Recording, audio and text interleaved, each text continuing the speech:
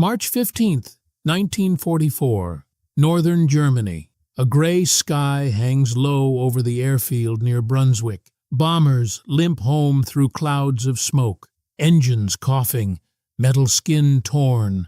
On the ground, crews count the ones that don't return. The math never adds up. Everyone knows the rule of the sky. A damaged plane is a dead plane. But that night, one young pilot dares to ask a strange question. What if looking weak could make us strong? Soon, mechanics start painting fake bullet holes, fake fire, even fake oil leaks. It sounds insane until the enemy takes the bait. And what happens next will turn hunters into prey and change the air war forever. This is not fiction. This is a forgotten true story from World War II, a story of courage, deception, and imagination in the face of death. If you love real untold war stories like this, hit subscribe, like, and watch till the end.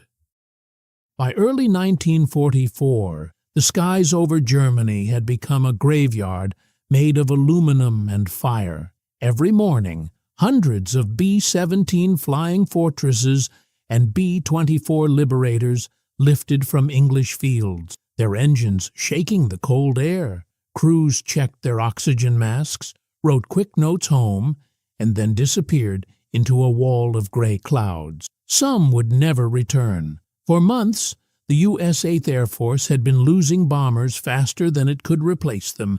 The numbers were brutal. In February 1944 alone, more than 600 aircraft were lost in just 30 days. On bad days, nearly 1 in 5 bombers never made it back across the channel. That meant 10 men per plane, gunners, navigators, pilots, all gone in a single mission. Commanders called it the price of progress. Crews called it suicide with paperwork. The cause was not only German skill, but German patience. The Luftwaffe had learned a deadly rule. Don't waste ammunition on the front of a bomber stream. Wait until the formation begins to break. Find the slow one, the wounded, the smoking, the straggler, then strike. Radio reports from those last minutes were short and terrible. 2 engines gone, tail hit, fighters at 6 o'clock. Then silence. American engineers tried everything to stop it. Stronger armor, tighter formations, better gunners. But the results barely changed. For every improvement in steel or gun design, the Germans found a new weakness. Even when long-range escort fighters like the P-51 Mustang began joining the raids, losses stayed high. Bomber crews still feared the moment when damage forced them out of formation. One navigator later said, "Once you fell behind, you could feel every German eye on you. It was like being the last car on the road when the wolves come out." The airfields back in England told the story.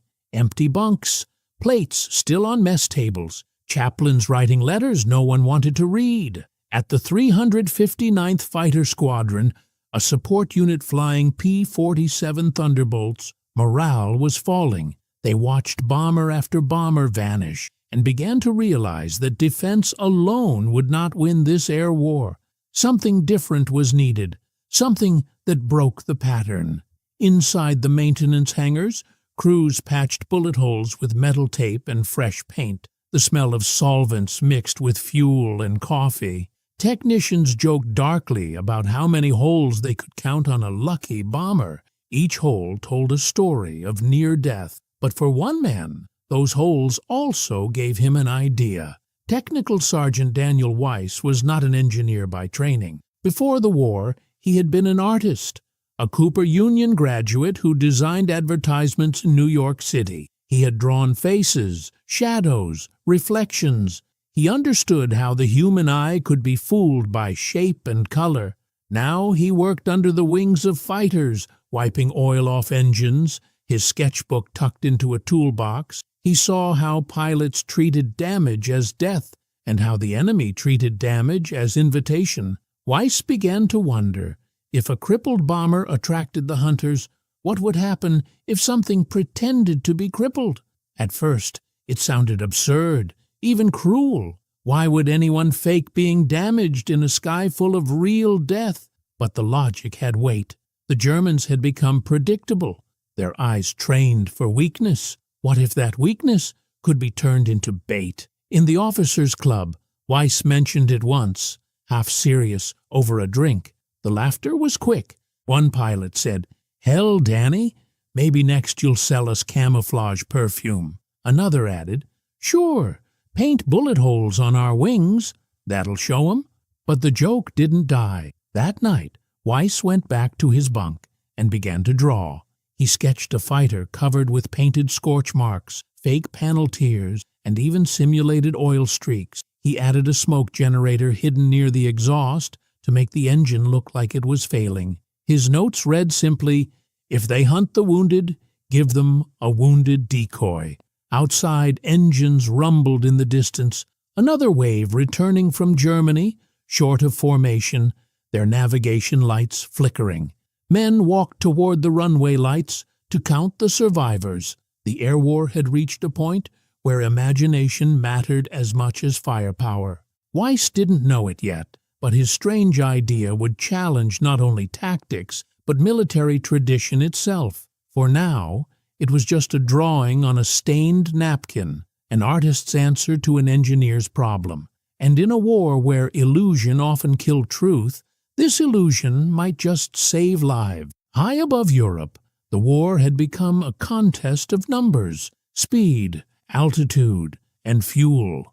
But for the German Luftwaffe, it was also a game of instinct.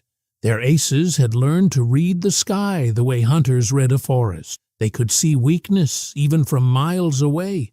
By 1944, German pilots no longer wasted ammunition fighting entire bomber formations head-on. Instead, they waited. From radio towers and radar posts, they watched the bomber streams move like metal rivers across the map. They knew the rhythm. The first bombers flew steady and strong, but after hours of flight, a few always began to lag. A damaged engine, a frozen turret, a wounded pilot. That was enough. The Luftwaffe called it Jagd auf die Lahmen, the hunt for the lame. They flew FW-19s and BF-19s in small packs, circling like wolves just outside the bomber's range. The moment a bomber fell out of formation, the pack dove in. Within seconds, cannon shells tore through thin aluminum skin. Luftwaffe pilot diaries often mentioned the same eerie moment, the silence before the kill. One German ace wrote, "When you see a lone bomber, you do not feel excitement.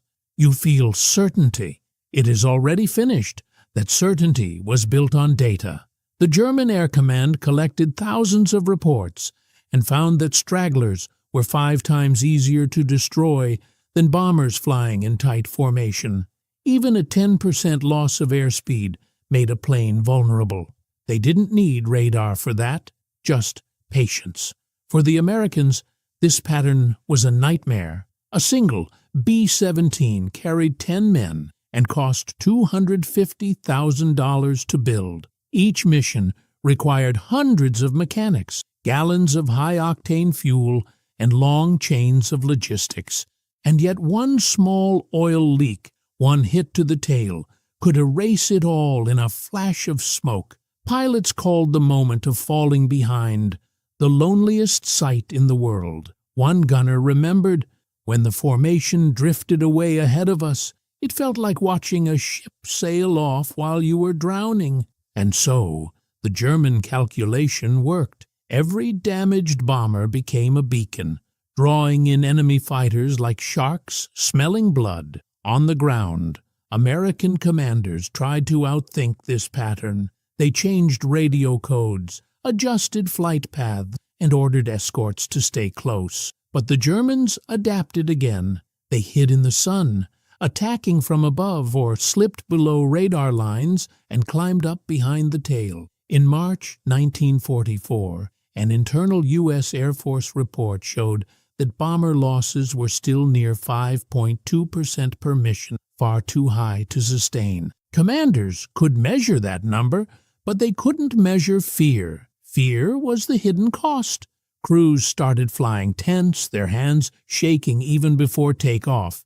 At one English base, a chaplain counted 12 new graves after a single week. "We buried more than we baptized," he wrote in his journal, "and still the missions go on." It was in this atmosphere of exhaustion that Daniel Weiss's strange idea began to sound less crazy. When every plan failed, when every technical improvement still left men dying, even an artist's trick seemed worth listening to. Meanwhile, the Luftwaffe kept refining its own deception. They painted false nose markings to confuse American gunners. They used radio mimicry to lure bombers off course. Deception, it turned out, worked both ways. The paradox of this air war was clear.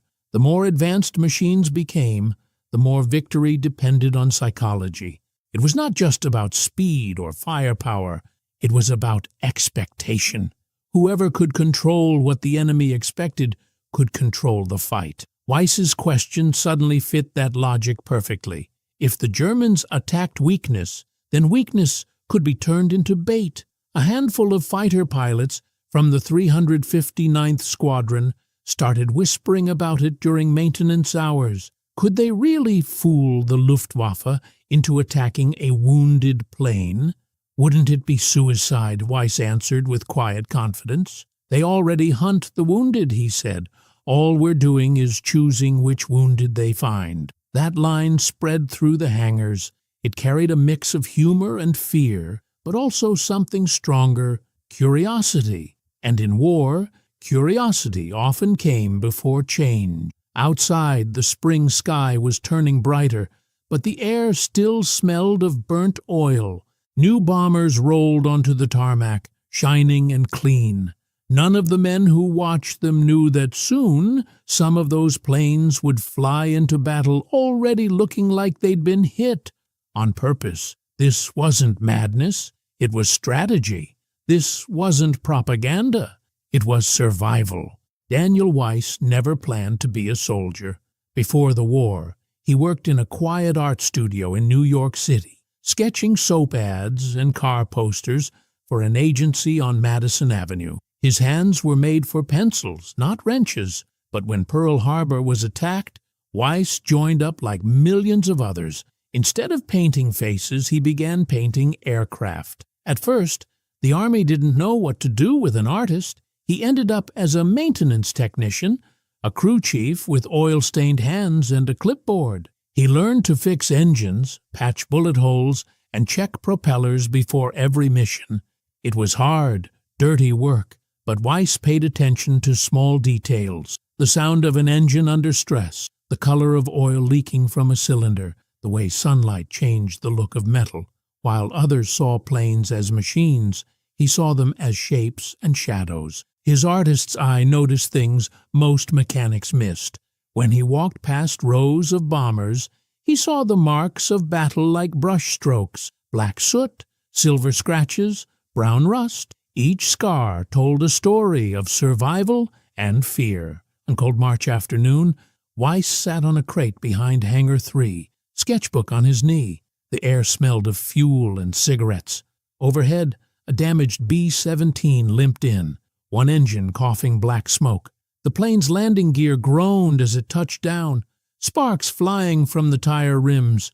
Weiss watched quietly as medics ran toward it. He looked down at his pencil lines and thought, what if this could be turned around? What if the look of death could save life? Later that night, in the officers' club, Weiss shared his thought over whiskey with a few pilots. If they chase damaged planes, he said, maybe we can use that. Maybe we make a few planes look damaged and let them take the bait. The pilots laughed at first. So what next, Danny? One asked. We hang smoke bombs and call it art? Weiss only smiled. Maybe art's exactly what we need. The next morning, he started experimenting. He used leftover aircraft paint, dull grays and charcoals, and began painting fake bullet holes and scorch marks on an old P-47 wing panel. From a distance, the damage looked shockingly real. The trick was in the shading. Weiss darkened one edge of the fake hole to make it look deep. When sunlight hit the metal, Even experienced pilots couldn't tell the difference. Encouraged, he added more details: streaks of oil made from tar and engine grease, thin strips of bent metal glued over healthy panels to mimic hits. He even tested small smoke generators using chemical canisters borrowed from training stock. With a switch in the cockpit, the pilot could release a slow stream of gray smoke, enough to fool anyone watching from the ground or the sky. When Weiss presented his mock-up to the squadron commander, Captain James "Red" Holt, the room went silent. Holt studied the fake bullet holes closely, then laughed. "It's either genius or lunacy," he said, "but I'll admit, it looks real." The next step was harder: convincing command. Many officers thought it was a waste of time, even dangerous. One major warned, "You're asking men to fly into combat painted like targets." Another added, "You'll get them all killed before the Germans do." But Weiss didn't back down. He explained that decoy flights could fly behind real bomber groups, pretending to be stragglers. Enemy fighters would dive on them, and that's when hidden escort fighters could pounce. It was risky, yes, but every mission already was. "Right now," Weiss said quietly, "we're dying predictably. I'd rather live unpredictably." His plan made its way up the chain of command. Some higher officers dismissed it immediately. Others were intrigued but cautious. A few saw potential.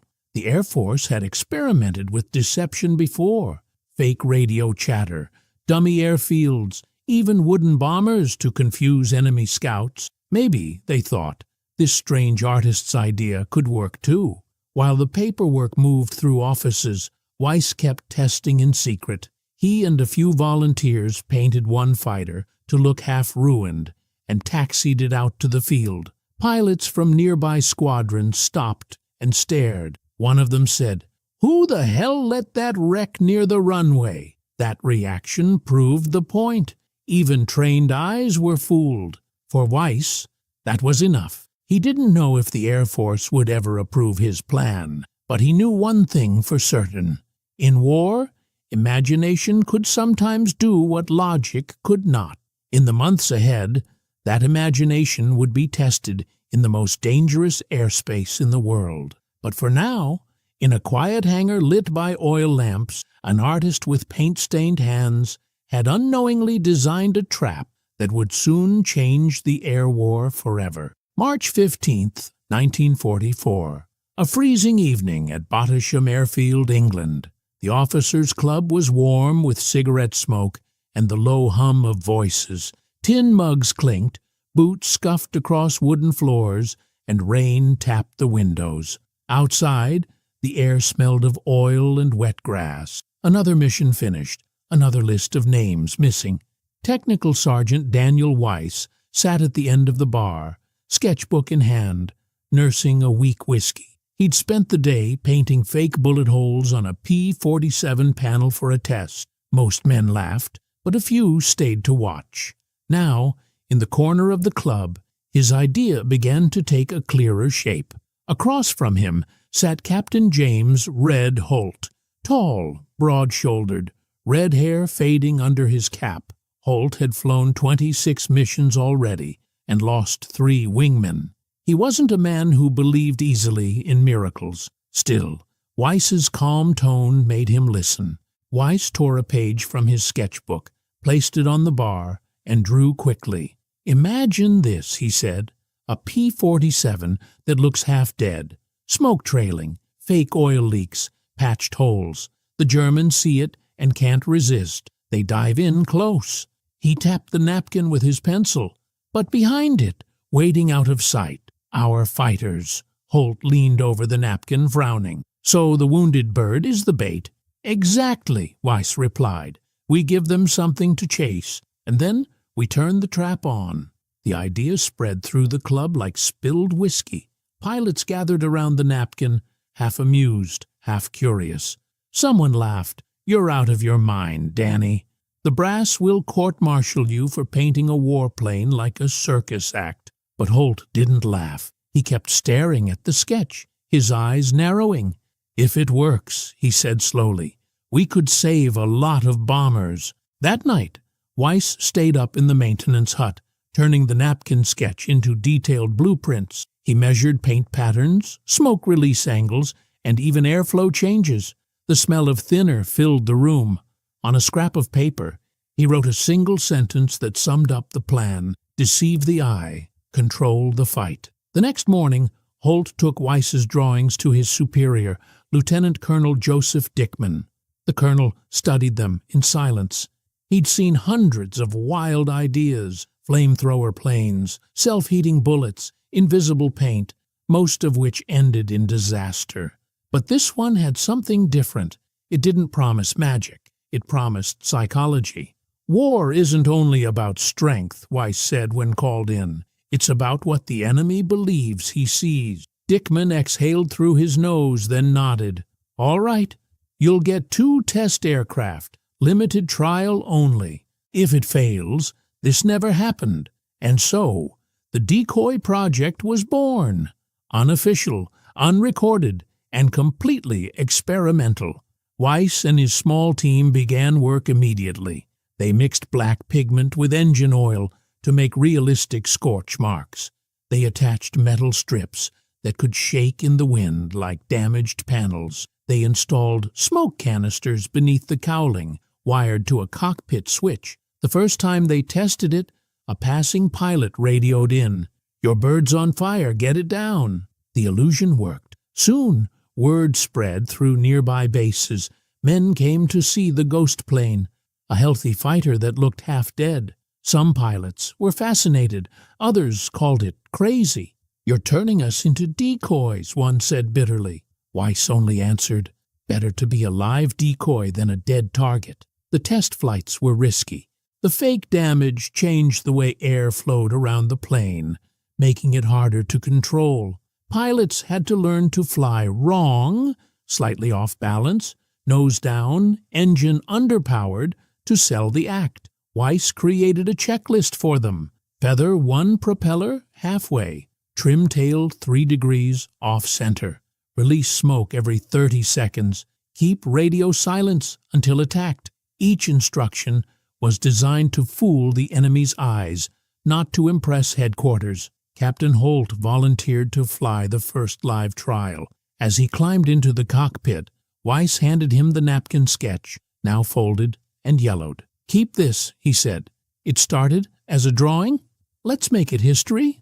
The fake damaged fighter roared into the cloudy sky, wobbling just enough to look weak. Within minutes, radar picked up German interceptors heading toward it. Holt's voice crackled on the radio. "Looks like they bought the show." Moments later, silence, then gunfire, then Holt's calm reply, "Scratch 2." When he landed, his grin told the story. The trap had worked. That night, Weiss pinned the napkin sketch to the wall above his bunk. The ink had smudged, but the idea was alive, and soon it would change how the enemy saw the sky itself. By early April 1944, the decoy project had moved from an idea on a napkin to a hidden workshop behind Hangar 3 at Bottisham Airfield. The hangar doors stayed closed most of the time, with guards posted outside. Inside, the air smelled of paint, rubber, and cigarette smoke. A single sign hung over the door: "Maintenance only, keep out." Daniel Weiss and his small crew, 4 mechanics, 1 electrician, and a pilot volunteer, worked day and night. They knew they weren't just building planes. They were building illusions strong enough to fool trained killers. Every rivet, every paint mark, every puff of smoke had to look perfectly wrong. Weiss began each morning the same way, with a chalkboard sketch. The trick, he'd say, is not to make the plane look destroyed, but to make it look just damaged enough to be believable. Too much smoke and it looked fake. Too little and it fooled no one. He studied real wrecks in the scrapyard to understand how damage looked. Burn marks around bullet holes, uneven dents, cracked plexiglass. The men joked that he was an artist painting death. Weiss just nodded. "If I can copy what death looks like," he said quietly, "maybe fewer men will meet it." The team gave each decoy fighter its own story. One had a fake fuel leak, another had a wing patched with silver foil. They used special oil that left black stains down the fuselage. An electrician named Mac built a smoke release system using spare parts from a signal flare launcher. When switched on, the smoke drifted like engine fire. Weiss kept testing everything in small steps. He'd walk 50 yards away, squint through binoculars and ask, "Would you shoot that?" If the answer was yes, the illusion was working. But not everyone liked the project. One evening, a group of officers arrived for inspection. The senior one, Colonel Branson, didn't hide his anger. "You're turning airmen into bait," he barked. "You want them to pretend to be dying so others can ambush the enemy?" Weiss didn't back down. "Sir," he said, "they're already dying. This gives them a way to strike back." The room went silent. Even the colonel didn't answer right away. Finally, he muttered, "If this fails, it's on your head, Sergeant." Weiss nodded. "It already is." By mid-April, the first squadron was secretly briefed on how to fly with the decoys. Weiss stood in front of 30 pilots, holding his napkin sketch like a battle flag. He explained how the decoy would fly slightly behind the bomber formation, wobbling as if damaged. When German fighters moved in for the easy kill, hidden escorts above the clouds would dive at them. "You'll look weak," he said. "That's the point. You'll make them believe they have the advantage. But remember, you control the illusion." One young pilot raised his hand. "What if they don't take the bait?" Weiss smiled faintly. "Then you've still come home alive." The first live test came on April 22, 1944. 2 damaged P-47s and 4 cover fighters took off at dawn. The sky was gray and empty at first. Then radar picked up enemy movement. 6 German FW-190s. From the command post, Weiss watched through binoculars as the decoy planes began trailing smoke. The Germans saw them and dove in tight formation, guns flashing. Just as planned, the cover fighters dropped from above and opened fire. It was over in seconds. 3 FW-19s fell in flames. The rest fled. Both decoys returned safely, one with a few real holes this time. When the planes rolled to a stop, Weiss ran to the runway. The pilots climbed out, grinning and shaking their heads. One of them, Lieutenant Davis, handed Weiss a bullet fragment. "Looks like your painting fooled them good," he said. Word of the mission spread fast, even though officially it never happened. Pilots began asking for Weiss markings, fake burn streaks, and patch paint that made their planes look damaged but alive. Mechanics learned to mix soot with grease for more realistic stains. Soon, the illusion became an art form. Some crews even gave names to their fake damaged planes: Broken Angel, Lucky Wreck, the Bait Bird. Weiss didn't care about fame or jokes. He just wanted fewer names on the missing lists. Every night, he checked casualty reports and quietly counted how many men had come home. By May, the decoy project had saved at least 12 crews in confirmed missions. The official reports listed the results under vague phrases like unexpected enemy losses or misidentified targets. But among the pilots, one phrase became legend: Weiss saved another one. Still, Weiss knew what was coming next: bigger missions, more eyes watching, and commanders who would soon demand results on paper, not just in whispers. The illusion was working, but war had a way of turning good tricks into dangerous habits, and Weiss was about to learn that success could attract the wrong kind of attention. By June 1944, Weiss's strange little experiment had spread far beyond Bottisham Airfield. What started as one hidden hangar project was now being tested across several U.S. fighter groups in England. Commanders who once laughed at the idea were suddenly asking for training in visual deception. The reports were impossible to ignore. In 1 month, the squadrons using fake damaged planes recorded 40 confirmed kills while losing fewer than 5 of their own. That ratio stunned everyone. For the first time, American fighters were turning the Luftwaffe's favorite hunting tactic against them. At first, it was still unofficial. Weiss's name appeared nowhere in the files. The paperwork simply called it Operational Camouflage Type 3. But everyone on the ground knew what it really was, the art of being weak on purpose. Each morning, the mechanics gathered around the same workbench, now covered in paint tins and soot jars instead of wrenches, the smell of turpentine mixed with gasoline. They argued about details, whether the fake oil leaks should run darker, whether bullet holes looked too clean. Weiss often walked between them, checking angles under sunlight, reminding them that German eyes were sharp. "It has to look desperate," he'd say, "but not dying."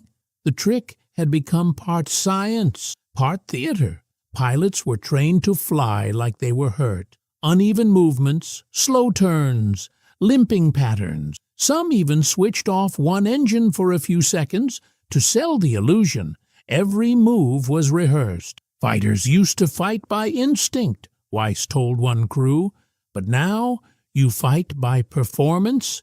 The results spoke louder than any speech. During one mission over France, 2 fuck-damaged Mustangs dragged a group of 12 German fighters straight into a trap. From the clouds above, 8 American P-51s dove and wiped them out in minutes. The Germans never realized they'd been fooled until it was too late. One pilot, Lieutenant Paul Grady, described it later. "They came in grinning, thinking they'd finish easy kills. But when we dropped from the sun, their smiles turned to panic. It was over before I even heard the first explosion." The paradox was sharp. By pretending to be broken, the Americans had become stronger. What once meant defeat now meant opportunity. The Luftwaffe's own habits had become their weakness. Even German reports showed confusion. Intercepted radio messages included phrases like, "The enemy shows damage but flies perfectly," and "Some bombers appear hit but maneuver abnormally well." Well, now they began to suspect new armor, new engines, anything but the truth. Behind the front lines, Allied intelligence officers noticed the same pattern. Luftwaffe pilots were wasting time and fuel chasing ghosts. Their kill rates dropped nearly 20% that summer.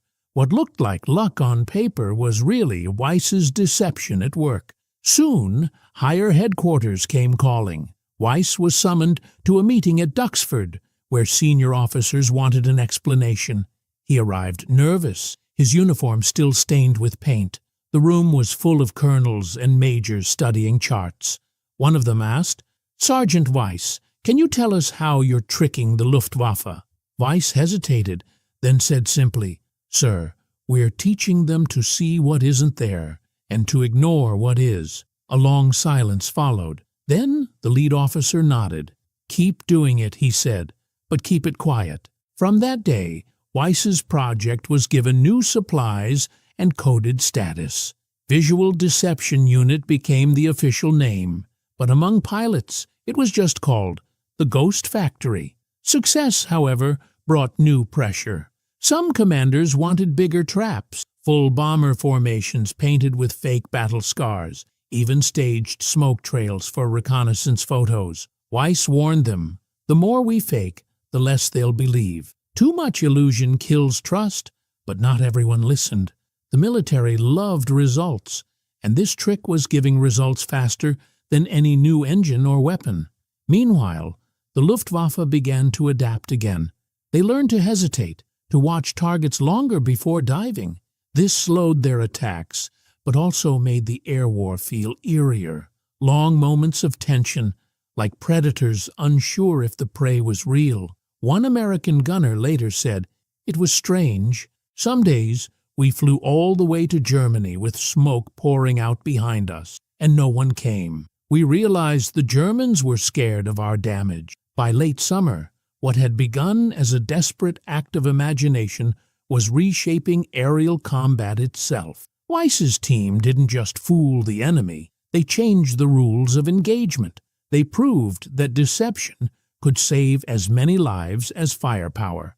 Yet Weiss himself grew quieter. He often stood at the edge of the runway at dusk, watching the sky fade orange and gray. All this, he once whispered to a friend, because we learned to lie better than they could see. The war would move on. New machines, new weapons, new strategies. But the lesson of that small, smoky hangar would outlast them all. Because in war, truth is not always power. Sometimes it's the illusion that wins. July 1944. The English countryside was warm and green, but at Bottigam Airfield there was no peace. Every dawn began the same way, engines growling, air thick with the smell of oil and coffee. Crews stood around their planes, faces dark with exhaustion and determination. The decoy squadron was now a legend whispered across air bases. Their reputation wasn't written in newspapers. It was written in the sky, in trails of smoke that fooled the enemy, and in the black dots of German fighters falling to earth. In just 4 weeks, Weiss's deception tactics had helped shoot down 40 enemy fighters. The squadron's logbook called it extraordinary success. The men called it sweet revenge. Each mission followed a rhythm now, carefully planned and dangerously unpredictable. The decoy planes flew slightly apart from the main formation, dragging fake smoke or showing false burn marks. German fighters, hungry for easy kills, took the bait almost every time. But the real strength was in timing. Hidden escort fighters waited above the clouds, silent and unseen. When the Germans dived in, confident they were finishing off wounded bombers, the sky exploded. Engines screamed, tracer bullets streaked, and in seconds the hunters became the hunted. One pilot, Lieutenant Mark Hensley, later said, "We didn't just fight them, we played them." Every fight started with their mistake. For the first time, the Luftwaffe began losing more than they could replace. Fuel was scarce, pilots were young and inexperienced, and morale was crumbling. American pilots noticed the change. The once feared German aces were flying shorter engagements, retreating faster. Yet the victories didn't come without cost. Flying as bait was still one of the most dangerous roles. Even with smoke machines and fake paint, the illusion could quickly turn real. One unlucky bullet could turn make-believe damage into a deadly explosion. On July 19th, Captain Ray Fowler's decoy plane took a direct hit during a trap run. His wing caught fire, and this time it wasn't smoke oil. It was the real thing. His radio crackled with panic, but his cover fighters were too far to help. Fowler tried to glide back toward the channel, but the flames spread fast. Before he could bail out, the plane broke apart in midair. Weiss saw it from the command post. The wreck spiraled down like a burning leaf. For a long moment, no one spoke. Then Weiss turned away and said quietly, "That's one more name for the price of imagination." The next morning, the crew painted Fowler's plane number on the hangar wall, not as a memorial, but as a reminder. Every illusion had a cost. Still, the squadron kept flying. They couldn't stop. Each mission felt like both revenge and survival. The German radio network began calling them Die Geisterstaffel, the Ghost Squadron. Pilots who survived the ambushes told stories of bombers that looked crippled but fought like devils. Fear spread faster than facts. By the end of July, German command had changed tactics again.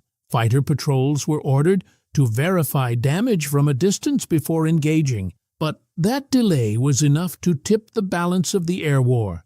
Every second of hesitation gave the Americans time to position, climb, and strike first. For the men of the 359th Squadron, success brought mixed emotions. They laughed and cheered when enemy planes went down, but they also carried the weight of those they'd lost. They knew the truth. Every victory meant someone else had played bait that day, risking everything to make the illusion real. One ground mechanic described it best in a letter home. "You can paint fake damage all you want, but it's the pilot who makes it real. Those boys don't just fly planes, they fly stories, stories we hope end with them coming back. When the squadron's monthly report reached headquarters, it listed the numbers coldly. Enemy aircraft destroyed, 40. Own losses, 4. There were no lines for fear, courage, or imagination. But in the hangars, men knew what it meant. The fake wounds painted on metal had turned into real strength. For the first time in months, the air felt lighter, not just from victory, but from belief. They had found a way to fight that didn't depend on luck or brute force, but on creativity. One evening, as the sun set behind the airfield, Weiss walked along the runway, the sound of distant engines fading. A young pilot asked him, "Sir, do you think they'll remember us for this?" Weiss looked toward the orange horizon and said softly, "If they remember, it won't be for the kills. It'll be for proving that even in war, imagination can save lives." Behind him, the hangar doors creaked shut, hiding rows of planes painted with scars, beautiful lies that had changed the course of a brutal sky war. And as night fell, the sound of hammers and brushes began again. Tomorrow, there would be new missions, new traps, and new ghosts in the clouds. The illusion had become reality. August 1944. The war in Europe was changing fast. The Allies had landed in Normandy and were pushing deeper into France. The German Air Force, once feared and untouchable, was now on the defensive. But at Bottisham Airfield, Daniel Weiss and his Ghost Squadron still worked quietly, painting false damage and preparing traps in the morning mist. By now, everyone in the unit knew that Weiss's idea had saved lives. What began as one man's strange art experiment had become an accepted tactic. Commanders stopped calling it crazy and started calling it psychological advantage. Reports showed enemy losses rising, morale improving, and bomber survival rates climbing above 94%. But Weiss didn't celebrate. The hangar walls were lined with names of the men who hadn't come back, pilots who flew as decoys, who risked too much to keep the illusion alive. He often looked at those names before starting another day of work. Every trick costs something, he told his mechanic, even the ones that work. As the months went on, the decoy program evolved. Crews developed better smoke systems, adjustable paint layers, and even small mirrors to catch sunlight and make a plane look like it was losing parts. The air smelled of oil, paint thinner, and coffee. The ground was sticky with soot. Every night, mechanics cleaned their brushes and prayed that tomorrow's missions would return with all pilots alive. Weiss was promoted quietly. No medal ceremony, no fanfare. Official files listed him as Technical Sergeant, Visual Deception Division. But among the pilots, he was simply the man who fooled the Luftwaffe. He never boasted about the 40 enemy fighters destroyed in 1 month. Instead, he spoke about the lives saved. "A plane is just metal," he said, "but a man, that's something you can't rebuild." The paradox of his work grew deeper with time. To protect life, Weiss had to make things look broken. To create safety, he had to create fear. Not for his own side, but for the enemy. It was an artist's war inside a soldier's world. By September, the Luftwaffe had changed again. They stopped chasing wounded planes altogether. They began focusing on large bomber groups instead. In a strange way, Weiss's success ended its own usefulness. The illusion had worked so well that the enemy finally stopped believing it. When headquarters ordered the end of the decoy program, Weiss didn't argue. He simply nodded, cleaned his paintbrushes one last time, and walked through the hangar one final evening. The air was still and smelled of dried paint and engine oil. On the wall, under the names of fallen pilots, he wrote one more sentence in chalk: "Truth can kill, lies can save." The next day, the Ghost Squadron was reassigned to escort duties. The hangar that once held fake damaged planes was turned into a regular repair shop. Weiss was transferred to a supply unit in Belgium, far from the skies that had once carried his illusions. But the story didn't end there. After the war, intelligence reports revealed that German pilots had written about the ghost planes in their diaries. One entry read, "They looked half dead, yet they fought like demons." We never knew which was real. Weiss's work had changed how both sides saw the air war. He proved that technology alone didn't win battles. Imagination did. Long after the shooting stopped, military academies quietly studied his deception tactics. Future generations learned how visual misinformation could shape outcomes without firing a single bullet. In 1946, Weiss visited Bottisham again. The airfield was quiet, overgrown with weeds. The hangars were empty, the runways cracked. He stood in front of the same wall where he'd written that chalk line. The words had faded, but traces were still there. He smiled sadly. Maybe that's all history is, he said to himself, old paint that refuses to fade completely. He left his cap on a dusty workbench and walked away. Decades later, when historians looked back at the strange month when one squadron painted fake wounds to destroy 40 enemy fighters, they called it one of the most unusual psychological operations of the air war. But for the men who lived it, it was simpler. It was about survival, about turning fear into a weapon, about proving that creativity could stand beside courage. They had come as soldiers and artists. They left as something in between, storytellers of the sky. Because in the end, Weiss's greatest lesson wasn't about tricking the enemy. It was about understanding the mind, knowing that in war, what you see can be more powerful than what's real. The illusion had saved lives, and that, in the cruel logic of war, was victory enough. In the end, Weiss once said, the sharpest weapon wasn't steel or fire, it was imagination.